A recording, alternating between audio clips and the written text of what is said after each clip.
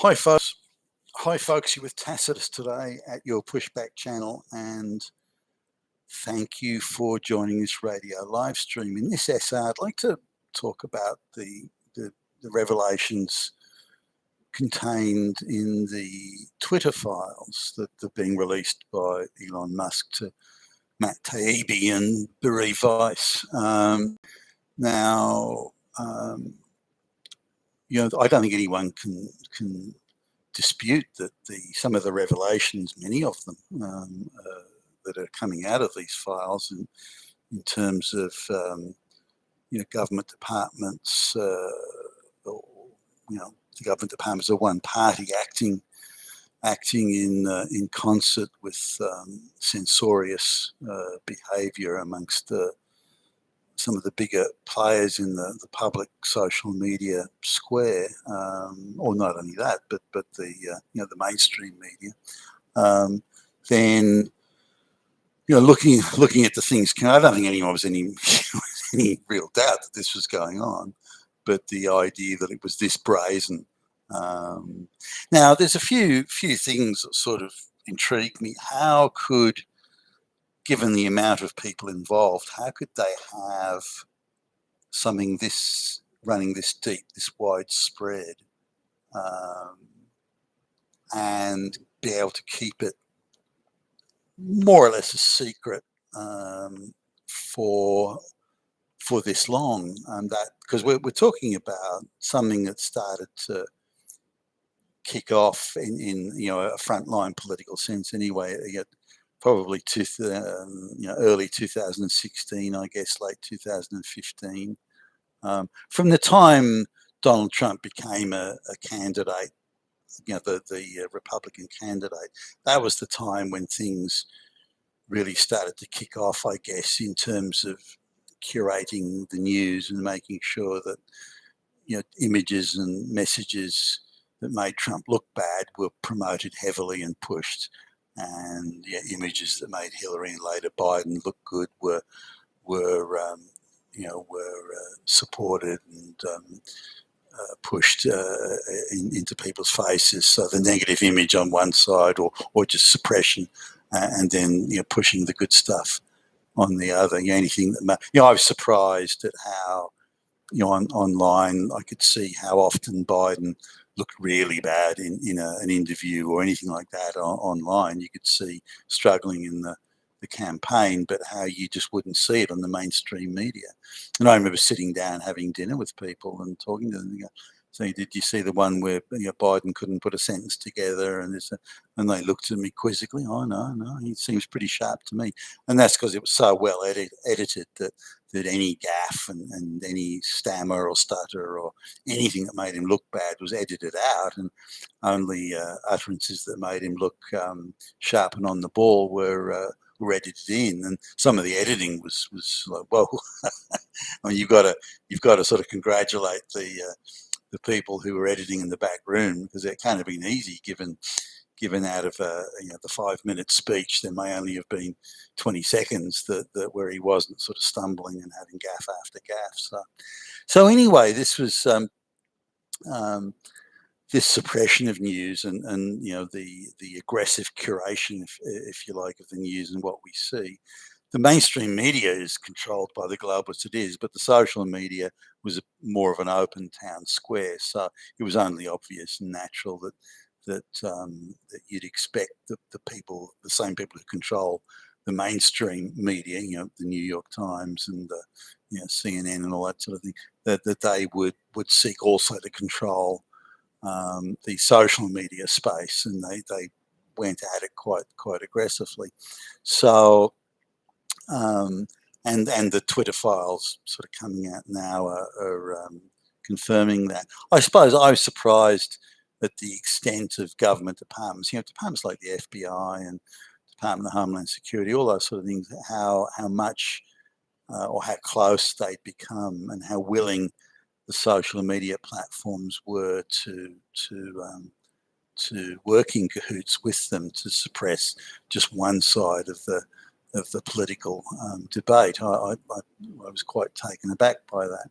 But anyway, the as these files are coming out, the Twitter files are coming out, and Australia's biggest or two biggest news organisations, as an example, have made no mention of it. Now, looking at the last several days when there's been some big dumps coming out, that they haven't touched it. Not even a mention of it. Just not talking. If any mention is made of Twitter at all, it's to infer that Mr. Musk is a Nazi and so on. And that Twitter has now, it's got the most incredible problems with Nazis. There are Nazis everywhere. And other than that, mentioning that, but they don't mention anything about these files. Like it's serious news. The FBI is directly going to these social media platforms and say, well, don't say anything good about Donald Trump and don't say anything bad about Joe Biden, these sort of things. Now you'd say, well, hold on a minute, why would anybody want to do that? That's kind of crazy. There's things like the First Amendment, but when you've got effectively the custodians, the protectors of the First Amendment and all that sort of thing, that they're the ones actually telling you to bypass, if not trash, the First Amendment, then you go, oh, okay, all right then. Nor is it hard with the sort of people that Twitter employ. There's a unusual. I mean, they've really been employed. I don't know what the criteria for working there was, but some very unimpressive people. Very unimpressive. And people that if they sat in front of you looking for a job, certainly in my case, I wouldn't fucking employ them. No, go away. These angry, ordinary, low quality, low IQ people who were just consumed with ideological fanaticism and that sort of thing. And but I think the main criteria was, do you think is Republicans all fascist Nazi Hitlers? You do. You got a job, and it must have been something that simple, because any more exacting selection criteria than that, these people wouldn't have got a job. So, and the fact that people would take a sitting president off a social media platform, you have to sort of think the Constitution's irrelevant, the First Amendment doesn't count, and that ideology is all that matters. And certainly the people, the fact-checking people that I've come across, they're disproportionately. I don't, actually come to, in terms of fact checkers and censors, I don't think I've come across not one straight white male who's either been employed in that area. They're all people who would lean heavily to the left and have been brought through an education system and a system of ideological brainwashing where anybody who doesn't believe in a transgender bathroom in every second room or something it must be Hitler. That sort of thing. And so that whenever I've spoken to these people or seen what they've written, well, why are you censoring people? Because that's against the First Amendment. The Constitution forbids this. And why are you doing that? Why would you want to do it? No, I'm not censoring people. No, I'm not doing that. I'm not censoring people. I'm not doing anything bad. What I'm doing is I'm fighting back against Nazis. Nazis. That's what I'm doing. So I'm doing good. I'm doing good things because I'm stopping Nazis. That's what I'm doing. But you still the first. But Nazis don't deserve legal rights. They have no right to legal rights. They're Nazis, and so we have to stop them. So legal rights don't count. Well, what if one day people say that legal rights of lefty liberals don't count, and they can come after you looking for you? Oh, that's different. Oh, no, I'm the good person. They're the bad people. So no, that's not allowed. No, people can't do this to us, but we can do it to them. And that infantile sort of thing that once you tear down all these laws that are there to protect everybody, once you tear them down, one day people will come after you, and then you'll have nowhere to hide. Is that really what you want? But I'm not a Nazi. I'm stopping Nazis. Oh, you stupid little child. So this inability, I think, to understand the wider issues is certainly part of it. And I'm sure why they're chosen for doing this sort of work. Censoring censor anyone that doesn't agree with them. But as I go around the world, to the biggest news outlets in Britain or Canada and these sort of things, there's no mention of the Twitter files or what's in them, when it's definitely newsworthy. So I think this suggests to me, if not confirms it categorically, that every news editing desk in every news outlet in the world is controlled by the globalists and is promoting and pushing the globalist message. And it can be something simple like if 5 black men knife to death a white man, it's lucky if it's even reported at all outside of, say, maybe the local newspaper in that village or town or something. But if the reverse is the case and some white men kill a black guy, then it's international screaming headlines for weeks, if not months.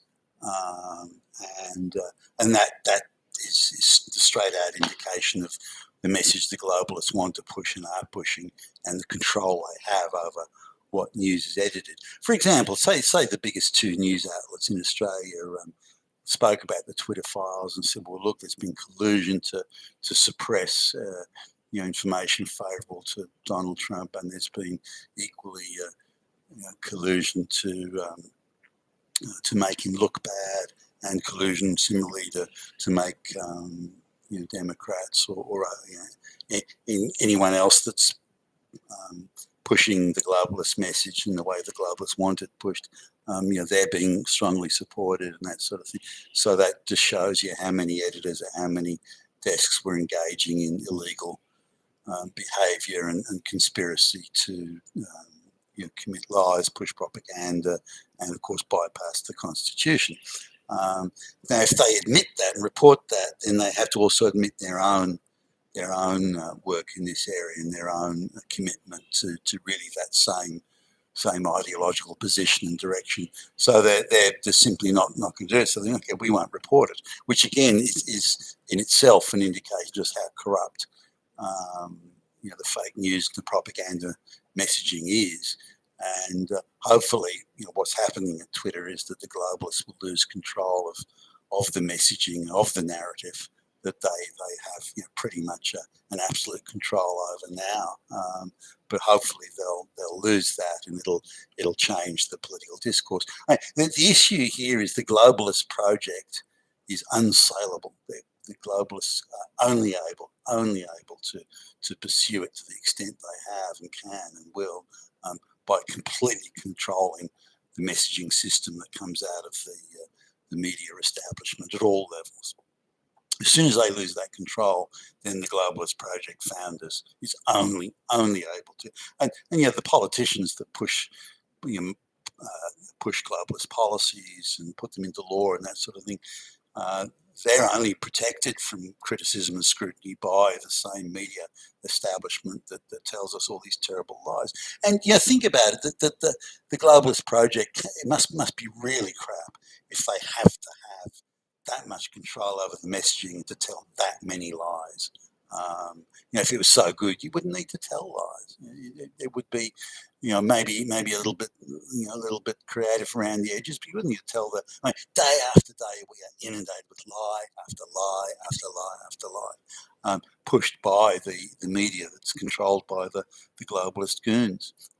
Hopefully that'll change. I mean, I'm not really holding my breath on that one, but hopefully it will. But the fact that so many of the bigger news organisations around the world are refusing to even mention what's happening with Twitter, not even mention, even though it's huge news, to me is an indication of the corruption that we're facing in our media landscape. You've been with Tacitus today, your Pushback channel, and thank you for listening.